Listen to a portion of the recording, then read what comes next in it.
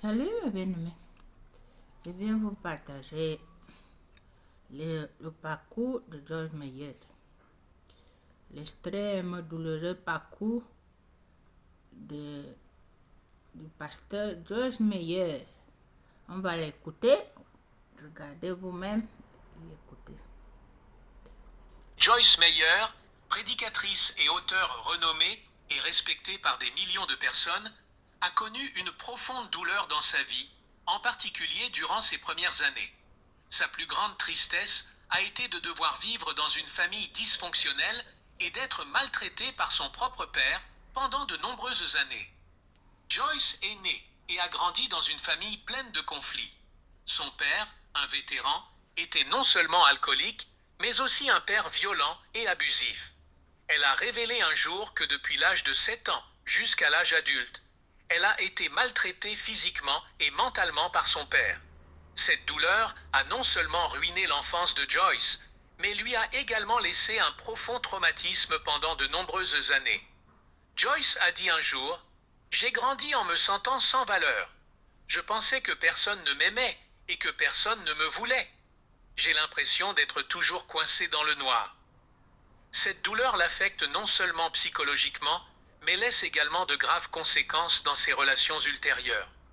Pourtant, Joyce n'a pas laissé le passé ruiner sa vie. Au lieu de vivre dans l'amertume et la haine, elle a choisi d'affronter sa douleur, de rechercher le pardon et la réconciliation.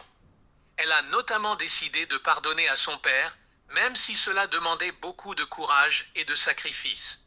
Joyce a dit: Je ne pardonne pas parce que les autres le méritent, mais parce que c'est la seule façon pour moi d'être libre. Joyce Meyer est née le 4 juin 1943 à Saint-Louis, Missouri, États-Unis. Malgré une enfance difficile, elle a transformé ses défis en motivation pour construire une carrière extraordinaire dans l'évangélisation et l'inspiration. Joyce a commencé à enseigner la Bible dans une église locale à Fenton, dans le Missouri, dans les années 1970. Son style d'enseignement terre-à-terre, accessible et inspirant, a rapidement attiré l'attention de nombreuses personnes. En 1985, elle a fondé sa propre organisation, Life in the Word, dans le but de diffuser un message de foi, de pardon et d'espoir. La grande percée de Joyce dans sa carrière s'est produite en 1993, lorsqu'elle a fait ses débuts dans l'émission télévisée Enjoying Everyday Life. Ce programme est non seulement diffusé dans tous les États-Unis, mais également dans des centaines de pays à travers le monde. Grâce à ce programme, Joyce partage non seulement les enseignements de la Bible, mais raconte également l'histoire de sa vie, aidant ainsi des millions de personnes à trouver l'espoir et le sens de la vie. En plus d'être conférencière, Joyce est également une auteure renommée de plus de 100 livres, dont plusieurs sont devenus des best-sellers internationaux. Des œuvres comme Battlefield of the Mind et The Confident Woman ont inspiré des millions de lecteurs, les aidant à surmonter les barrières mentales et à vivre une vie pleine de sens. Joyce Meyer a obtenu un succès incroyable dans sa carrière, tant dans l'évangélisation que dans l'édition. Sous la direction de Joyce, Joyce Meyer Ministries est devenue l'une des plus grandes organisations missionnaires au monde. L'organisation ne se concentre pas seulement sur l'enseignement de la Bible, mais mène également de nombreux projets humanitaires, tels que la fourniture d'eau potable, le soutien aux pauvres et l'aide aux sinistrés dans de nombreux pays. Joyce est l'auteur de plus de 100 livres, vendus à des dizaines de millions d'exemplaires dans le monde entier. Ces livres ont été traduits dans plus de 100 langues, contribuant ainsi à transmettre son message à tous les horizons. Quelques œuvres notables incluent Chants de bataille de l'esprit. Ce livre a aidé des millions de personnes à surmonter leurs pensées négatives et à vivre une vie épanouissante. Vivre au-delà de vos sentiments guide les lecteurs sur la façon de contrôler leurs émotions et de vivre une vie paisible. Power Thoughts, un livre qui fournit des outils pratiques pour changer votre façon de penser et vivre positivement. Joyce a reçu de nombreux prix et reconnaissances dans le domaine de l'évangélisation, notamment des prix du Christian Broadcasting Network et la reconnaissance de la communauté internationale pour ses contributions au changement de la vie de millions de personnes.